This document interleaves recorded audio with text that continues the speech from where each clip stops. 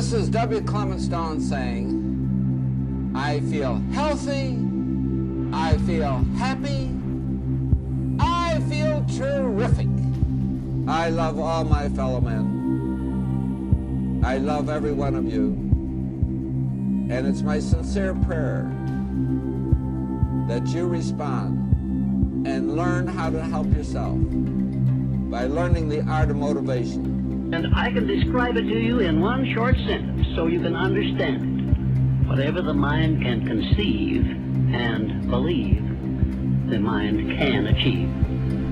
Isn't that a profound statement? You will notice that it says nothing about the need for education, but simply that whatever your mind can conceive and believe, your mind can achieve. Now, if you want evidence that the mind can achieve whatever the mind can conceive without the benefit of formal education. If he were able to force our brain to work at only half its capacity, we could, without any difficulty whatever, learn 40 languages, memorize the large Soviet encyclopedia from cover to cover, and complete the required courses of dozens of colleges. Now, this statement is hardly an exaggeration. It is the generally accepted theoretical view of man's mental potentialities.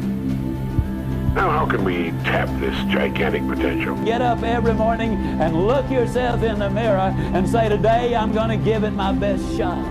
You're number one when at the end of that day, you can get back in front of that mirror and say, today I gave it my best shot. You're number one with the one who is the most important as far as your success is concerned. If you will practice these principles until they become habits, until they become automatic for you, then nothing can stop you. So let's talk about these principles. They start with the letter C. Each one of them, there's 10 principles. The first principle starts with the letter C. It says clarity. And clarity is the starting point of all success. It means clarity of thinking. It means thinking clearly, and it extends from thinking clearly to a series of other things. With regard to clarity, it means the ability to determine exactly what it is that you want to be, have, or do in life. And the more I study successful men and women, the more I find that every single one of them, the top 5%, are very clear about where it is they're going and what it is they want to accomplish. And when I look at unsuccessful men and women, or men and women who seem to be unhappy and floundering, I find that almost invariably they have a very, very limited sense of direction, sometimes no sense of direction at all. You see, we as human beings, nobody ever taught us any of the rules. Not once. Not for 45 minutes. Did anybody ever teach us how to set goals, how to motivate ourselves and others, how to handle adversity when it hits us, how to use our time profitably, how to get rid of the bad habits that we acquire, how to accumulate wealth, how to handle stress, and so much more. And so most of us become spectators in the greatest game of all, pushed aside by the lucky few who seem to know what they want, and more important, who seem to know how to get it. The only difference is our perception of ourselves, how we see ourselves, our awareness of this higher place, this higher self within, and perhaps in the results we're getting. Anyone that has ever done any research into human potential will be quick to tell you that you have infinite potential. You've been blessed with exactly the same mental faculties as the Bells or the Wrights. And the same power flows to and through you that flew through them. Now, do you know that you can take and build the most magnificent dream in your mind? See, you don't want to wind up at the end of your life and discover that you've lived only 1/10 of it. And the other 9/10 went down the drain. Not for lack of opportunity, for lack of information. So that's number one, find out how things work. Now, here's the best human virtue for finding out: curiosity. Make a note of that. Curiosity. Be curious. Then build a foundation under your dreams. And when you see men and women who rise from poverty and obscurity to fame and renown, you invariably see someone who had a vision of what they could be and have and do that was far beyond what they were. Every one of us has had an experience. At one time, when we were small, we had a vision of being grown up and having our own cars. And as we grew older, we had a vision of having our own homes and our own families. And as we grew older, we had a vision of traveling and going to Europe. We fulfill all our visions. The wonderful thing is this, is that we always tend to achieve our goals.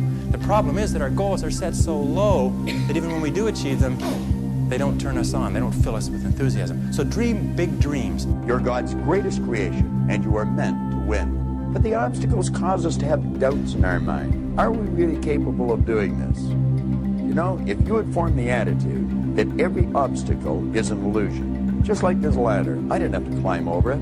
I could just walk right through it. Well, you may not be able to walk through some of the obstacles, but I can guarantee you this. You're able to figure out how to get around them, how to get over them, or how to get to where you want to go.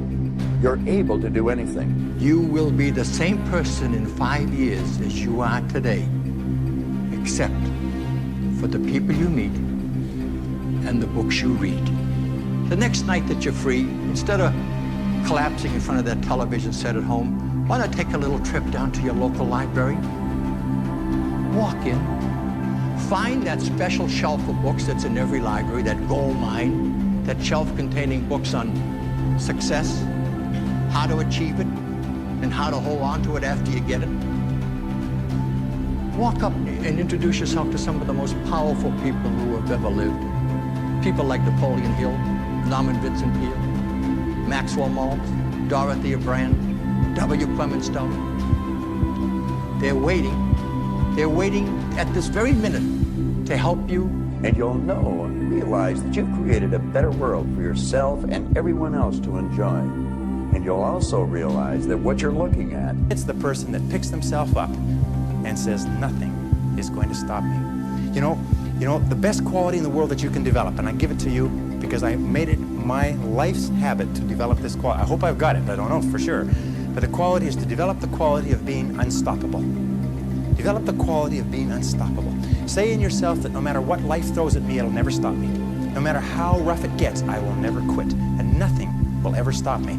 Make the decision that you can be tired, you can be worn out. But you have your goal, and you know that you will become and you will achieve what you think about. That is, if you stay with it, you will reach your goal. But how? Go back into your past experiences, study each adversity and failure you may have experienced, and look for that seed of an equivalent benefit you had not before discovered, and you may find yourself richer than you believed yourself to be. do exactly what we've suggested. And you're going to turn your world into one of absolute beauty.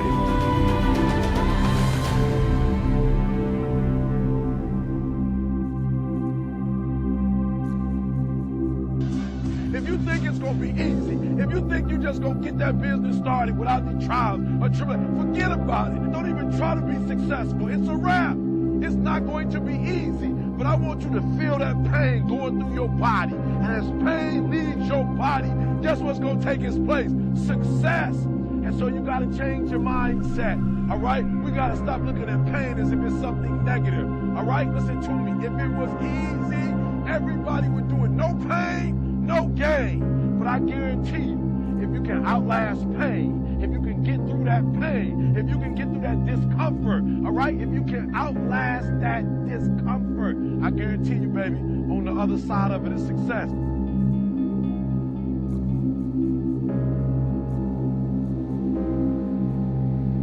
All roads to success, you gotta go through pain. They all success. When you travel down success, you gotta go through the road of pain, baby. I told you before,